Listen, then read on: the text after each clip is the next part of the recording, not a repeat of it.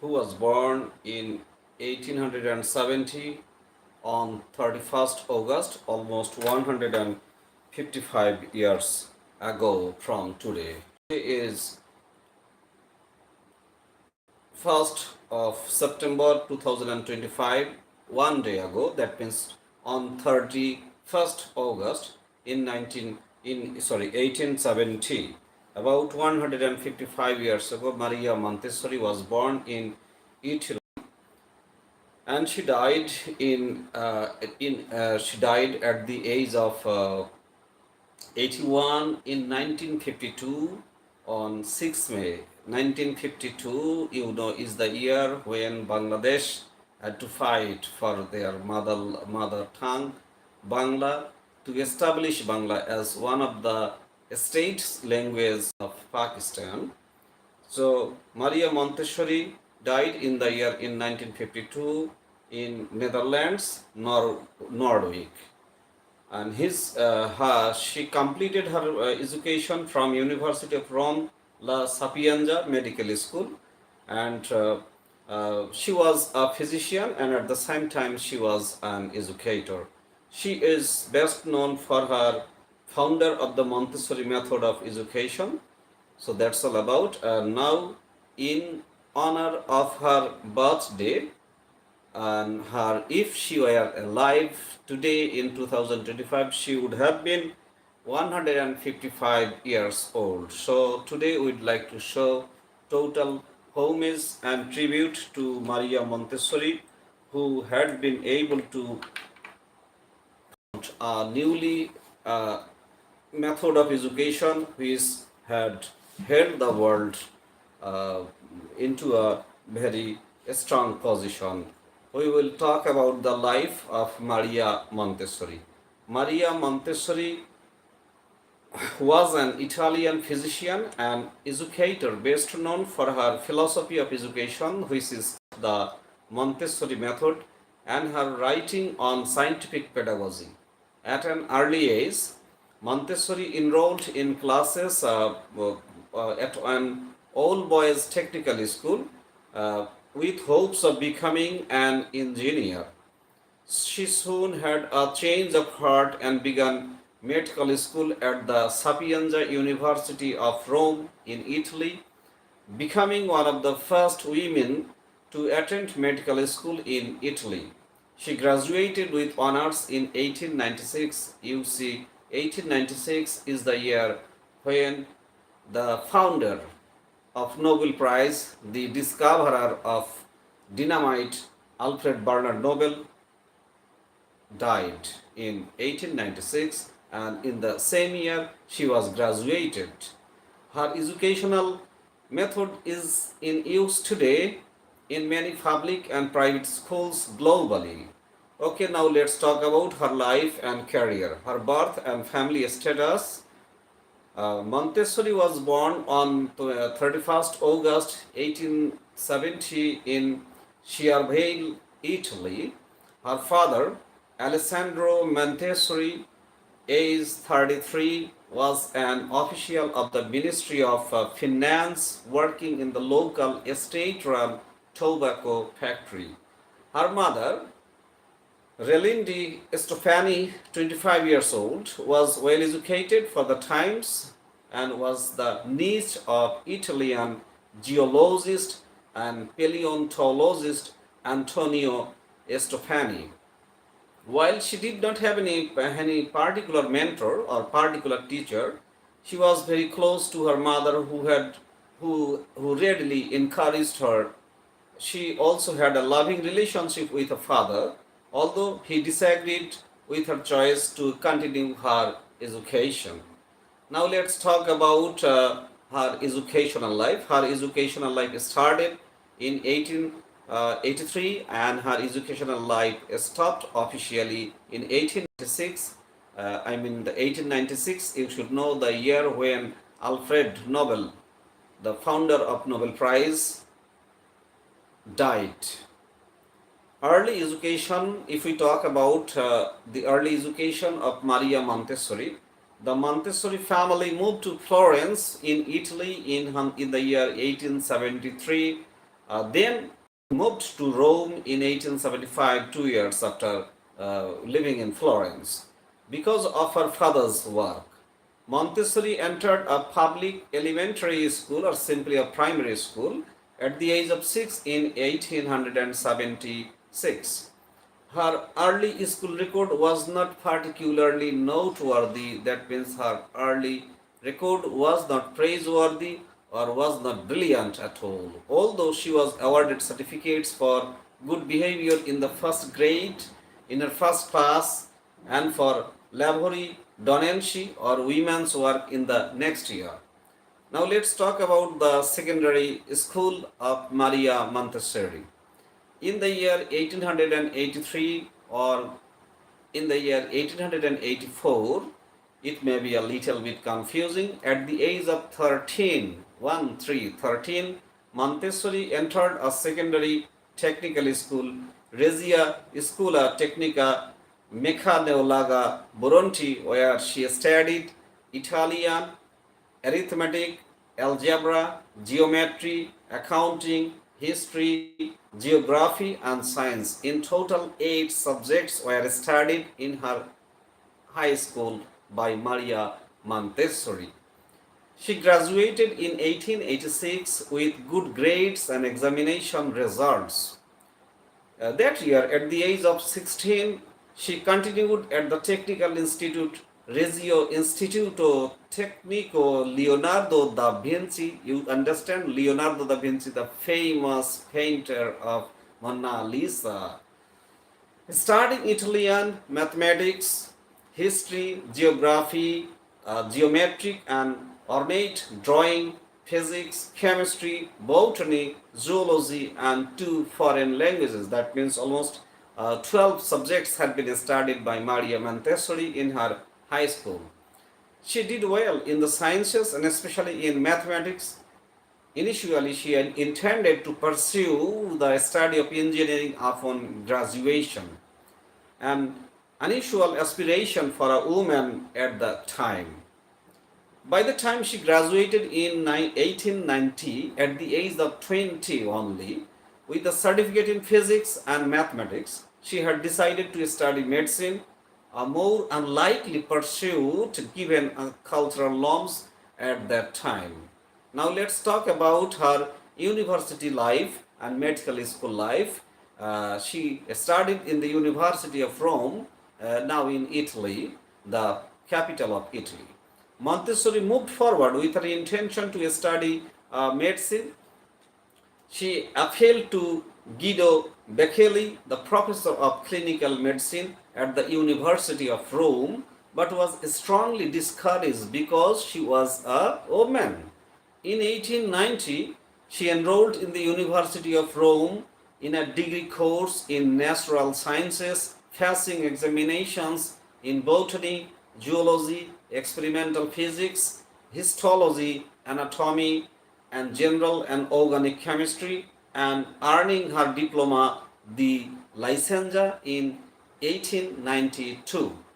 This degree, along with additional studies in Italian and Latin, qualified her for entrance into the medical program at the university in 1893. She was met with hostility and harassment from some medical students and professors because of her gender, because she was a female. Because her attendance classes with men in the presence of a naked body was deemed inappropriate. She was required to perform her dissections of cadavers alone after hours. She resorted to smoking tobacco to mask the offensive odor of formaldehyde. Montessori won an academic prize in her first year and in 1895 secured a position as a hospital assistant and gaining early clinical experience. In her last 2 years, she studied pediatrics and psychiatry, the two vital subjects together, and worked in the pediatric consulting room and emergency service, becoming an expert in pediatric practice. Montessori graduated from the University of Rome in 1896 as a doctor of medicine. Her thesis was published in 1897 in the journal Policlinico. She found employment as an assistant at the university hospital and started a private practice. Now let's talk about her early career and family life, which started from 1896 and ended in 1901. From 1896 to 1901, be human, hi, be human, how are you? We are talking about a woman who, like Begum Rokeya, founded a education system process which is called Montessori education system. So we are talking about her because on this day, on 21st August in 1870, in the country Italy, she was born. Okay, Montessori worked with and researched aesthetic children. In modern terms, children experiencing some form of cognitive delay, illness, or disability. She also began to travel to study, to speak, and to publish nationally and internationally, coming to prominence as an advocate for women's rights and education for children with learning disabilities. On 31 March 1898, her only child, one child, a son named Maria Montessori, who was born, mystery of dimension, wa alaikum assalam wa rahmatullah. A son named Maria Montessori, who was born on 31 March 1898 and died in 1982, was born. Maria Montessori was born out of her love affair with Giuseppe Montesano, a fellow doctor who was coordinator with her of the orthophonic school of Rome. If Montessori married, she would be expected to cease working professionally. That's why instead of marriage, Montessori decided to continue her work and studies. Montessori wanted to keep the relationship with her child's father secret under the condition that neither of them would marry anyone else. Montessori was left feeling betrayed and decided to leave the university hospital. She was forced to place her son in the care of a wet nurse, living in the countryside, distraught to miss the first few years of his life. She would later be reunited with her son in his teenage years, where she proved to be a great assistant in her research. Now let's talk about her work with children with learning disabilities. After graduating from the University of Rome in 1896, Montessori continued with her research at the university's psychiatric clinic. In 1897, she was accepted as a voluntary assistant there. As part of her work, she visited asylums in Rome where she observed children with mental disabilities, observations that were fundamental to her future educational work. She also read and studied the works of 19th century physicians and educators Jean-Marc Gaspard Littard and Edward Seguin, who greatly influenced her work. Montessori was intrigued by Littard's ideas and created a far more specific and organized system for applying them to the everyday education of children with disabilities. When she discovered the works of Jean Littard and Edward Seguin, they gave her a new direction in thinking and influenced her to focus on children with learning disabilities. Also in the year 1897, Montessori audited the university courses in pedagogy and read all the major works on educational theory of the past 200 years. Public Montessori, Maria Montessori was also connected to public advocacy in her career. In 1897, Montessori spoke on societal responsibility for juvenile delinquency at the National Congress of Medicine in Turin in 1898. She wrote several articles and spoke again at the first pedagogical conference of Turin, urging the creation of special classes and institutions for children with learning disabilities, as well as teacher training for the instructors.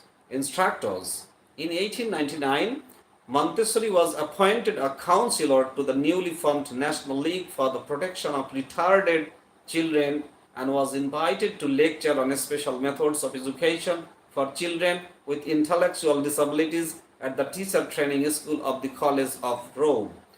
She joined the board of the National League and was appointed as a lecturer in hygiene and anthropology at one of the two teacher training colleges for women in Italy. Maria Montessori was also connected to orthophonetic school. In the year 1900, the National League opened the Scuola Magistrale Orthophonica or Orthophonic School, a medico-pedagogical institute for training teachers in educating children with learning difficulties or learning disabilities. With an attached laboratory classroom, Montessori was appointed co-director. 64 teachers enrolled in the first class, studying psychology, anatomy, and physiology of the nervous system, anthropological measurements, causes and characteristics of mental disability, and special methods of instruction. During her 2 years at the school, Montessori developed methods and materials which she later adapted to use with mainstream school and mainstream children. The school was an immediate success, attracting the attention of the government officials from the departments of education and health, civic leaders, and prominent figures in the fields of education, psychiatry, and anthropology from the University of Rome. The children in the model classroom were drawn from the asylum and ordinary schools but considered uneducable due to their deficiencies. Some of these children later passed public examinations given to so-called normal children. Now let's talk about her further studies, which started from 1901 and ended in 1906. In 1901, Montessori left the orthophonetic school and her private practice. In 1902, she enrolled in the philosophy degree course at the University of Rome. Philosophy at the time included much of what is now considered psychology. She studied theoretical and moral philosophy, history of philosophy, and psychology as such, but she did not graduate. She also pursued independent study in anthropology and educational philosophy, conducted observations and experimental research in elementary schools, and revisited the work of Itard and Seguin, translating their books into handwritten Italian. During this time, she began to consider adapting her methods of educating children with learning disabilities to mainstream education. Montessori's work developing what she would later call scientific pedagogy continued over the next few years. In 1902, Montessori presented a report at the Second National Pedagogical Congress in Naples of Italy. She published 2 articles on pedagogy in 1903 and 2 more the following year. In 1903 and 4, she conducted anthropological research with Italian school children, and in 1904, she was qualified as a free lecturer in anthropology for the University of Rome. She was appointed to lecture in the pedagogic school at the university and continued in the position till 1908. Her lectures were printed as a book titled Pedagogical Anthropology in 1910. So there are lots of things to talk about the life of Montessori. She became famous all over Italy and in the Europe also. Her methods is still in use in the United States. Her methods of education is still in use in Spain and Netherlands. is also using her Montessori method. United Kingdom or UK is also using her method.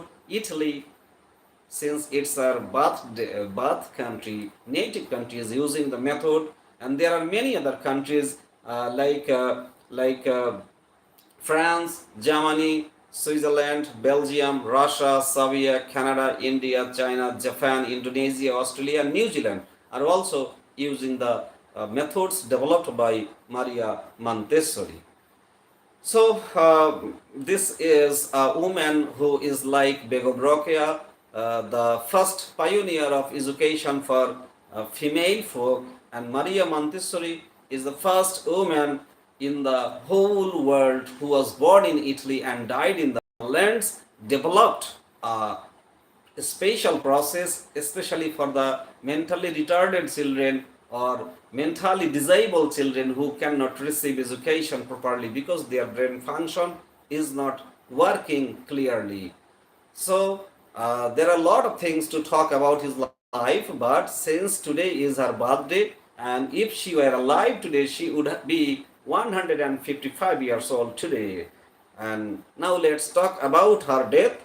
She means Maria Montessori died of a cerebral hemorrhage on 6 May 1952. 1952 you see is the great year in the history of Bangladesh and Pakistan, when Bangladeshi people wanted to establish Bangla, but their mother tongue Bangla, as one of the state's languages of Pakistan beside Urdu. And their demand had been accepted in the next constitution, which was published in 1956. So in the year 1952, she died of cerebral hemorrhage. That means she died of hemorrhagic stroke from her head at the age of 81 in Noordwijk am Zee, in the country is the Netherlands. So lots of wishes, lots of congratulations, lots of love from Bangladesh, from all over the world, to the great lady who started, who inaugurated, who invented a new method for the autistic children, for the children with learning disabilities, for the children who are mentally retarded.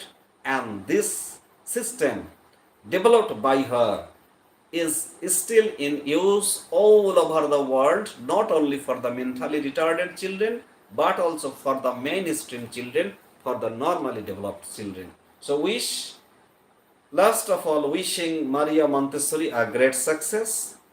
Her death is no more death to her. She is still alive to us, and she is still living among us. So thank you very much.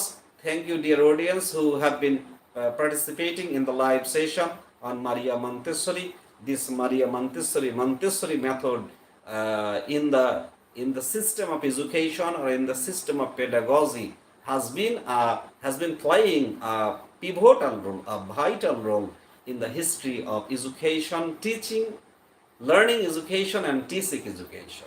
So hats off to Maria Montessori. Thank you. Wishing you all good health, good hygiene, and last thing that I always say: be positive, think positive, sleep at least 7 to 9 hours in 4 hours in a day. If you are 18 plus, and have nutritious, balanced diet, exercise regularly for 30 to 45 minutes, at least walk for 30 minutes every day.